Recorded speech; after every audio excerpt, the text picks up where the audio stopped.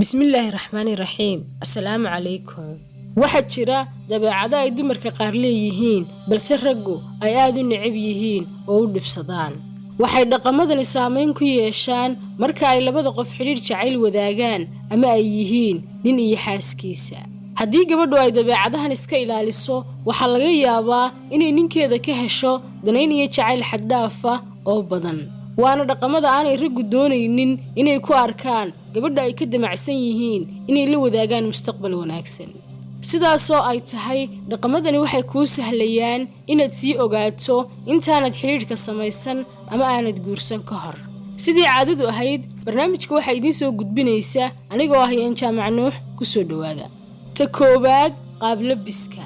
dadka qaar waxay labiska ku daraan liiska waxyaabaha gaarka u ah qof kastaana sida uu isagu rabo ayuu ka dhigan karaa ama dooqiisa ah laakiin ma og tahay xaragadaada ama qaabka aad u labisan tahay inay kow ka tahay aragtida koowaad ee qofku ku arko iyo waxyaabaha uu kugu qiimeyn karo balse mid ka mid ah noocyada dumarka ee ragga mustaqbal doonka ah aanay ka helin waa gabadha aan xidhnayn dharka asturan waayo asturnaantu waxay kaalinta koowaad kaga jirtaa quruxda iyo hanaanka soo jiidashada gabadha sidaasoo ay tahay gabadha u xaragoonaysa qaab asturan oo hufani waa gabadh nin kasta jeclaysanayo barashadeeda iyo la hadalkeedaba sidaa darteed samayse qaab kuu gooni ah oo aad u xaragooto adigoo asturan oo qurux badan xaqiiqaduna waxay tahay raggoo dhammiinay jecel yihiin gabadh dhowrsan oo u labisan qaab u gooni ah oo asturnaantu hooy u tahay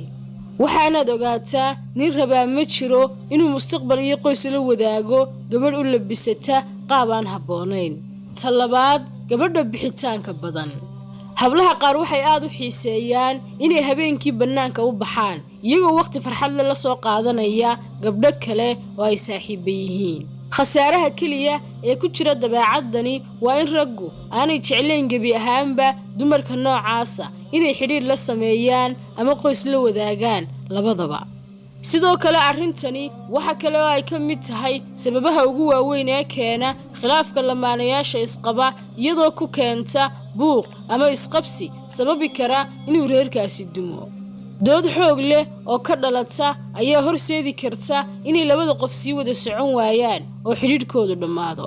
sidaa darteed haddii aad tahay inan maalin u sugaysa inay samaysato qoys iyo reer mustaqbal wanaagsan oo waara leh oo aad habdhaqankanna leedahay isku day inaad ka tanaasusho dabeecaddan ta saddexaad dalbashada hadiyadaha ka waran haddii ay gabadhu kaa dalbato inaad lacag ugu soo shubto taleefanka ama ay lacag ku weydiisato idinkoon muddo badan is aqoonin waxaa hubaal ah inuu markiiba dhaawac gaadhayo damicii uu ninku ka lahaa gabadhaas isagoo ka aaminaya inay doonayso oo keliya waxa jeebkiisa ku jira ee aanay doonayn isaga iyo xidhiidhkiisa toona sidoo kale tan waxaa la mid ah haddii gabadha marka ay wada hadlayaan ninka ay ku dhahdo ninkii kaa horreeyey wuxuu ahaa nin gacan furan oo wax bixiya ee adigu dadka marka loo imanayo waxbaa loo keenaa ogow tani waa mid ka mid ah dhaqamada ay raggu aadka u necab yihiin waayo iyagaa jecel inay isxilqaamaan oo gabadha ay xidhiidhka la leeyihiin u keenaan wixii ay la jeclaadaan sida ubax saacad cadar inay casho geeyaan iyo wixii la mid ah ta afaraad gabadha xanta badan haddii adigoo ninkaaga ama wiilkaad xidhiidhka wadaagtaan la socda aad ka hadasho gabadh iyo nin agtiinna jooga ama waddada maraya waa dabeecad aanay jeclaysan inta badan raggu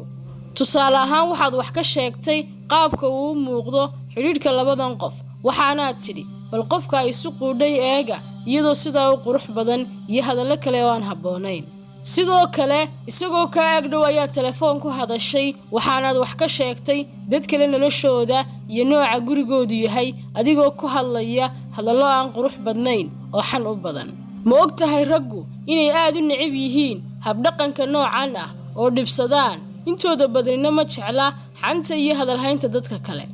tashanaad beenta sidaynu wada ognahay beentu waa shay xaaraan ah laakiin dadka qaar waxay ka tahay faan iyo hadal tiro inay been sheegaan oo u arkaan wax iska caadi ah waxaa laga yaabaa in ninka gabadha uu jecel yahay ay uga sheekayso sheekooyin badan oo kala duwan laakiin inta hore aanu u fiirsan maadaama uu xiiso u hayo hadalkeeda oo deganaansho ku dareemayo sheekadeeda iyo codkeedaba. laakiin waxaa dhici karta in sheeko ama hadal gabadhu ay mar hore si ugu sheegtay oo marka dambe ay soo hadal qaado haddana si kale u muuqda.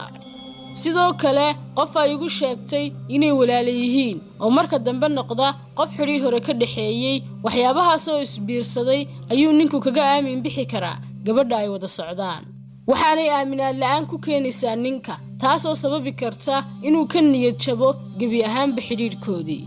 marka waa inaad noqotaa qof ay qowlkiisa iyo ficilkiisuba iswaafaqayaan oo ka nadiif ah beenta iyo wixii la halmaalaba. talixaad, nadaafadda. sidaynu wada ognahay, nadaafaddu waa iimaanka qofka bini'aadamka ah ee muslimka ah. laakiin ma ogtahay raggu inay ka midaysan yihiin oo ay dhammaantood jecel yihiin gabadha nadaafadda iyo udugga agteeda loogu yimaado. inaad tahay gabadh gaari ah oo dhabeelnimo meel isu taagtay waxay koobsanaysaa qiimaha dumarnimo iyo quruxda la sheego ee haweenka lagu ammaano. inkastoo quruxdu aanay ahayn wax la isku waafaqsan yahay, haddana nin kastaaba gabadha dooqiisa ah ayuu u yaqaanaa qalanjadii hablaha iyo quruxdii dumarka. waa tii hore uu lahaa Cabdi Haybe Laambad, nin waliba hablaha tuu ka helo ayuu hodan ku sheegaa. taasi waxay markhaati cad ka tahay muhiimaddu inay tahay dooqa qofka ku jira ee aanay ahayn wax isaga u gaar ah. sidaa darteed, nadaafadda iyo gaarinimadu waxay koobsanayaan dhammaan qiimaha dumarnimo looga baahan yahay oo gabadhi waa gaarinimo iyo dhabeelnimo ishuwan oo isbarkan. intiina aan garanayn dhabeel ama dhabeelnimo, dhabeelnimadu waa gabadha gaarinimada iyo nadaafadda meel isu taagtay. sidaa awgeed, raggu ma jecla gabadha aan nadaafadeedu habboonayn ee sugnayn. gabagabadii, haddii aad taqaano gabadh gaari ah oo dariskiina ah, u sheergaray barnaamijkan. intaasina waa kaftan. aad baa u mahadsantihiin. wassalaamu calaykum.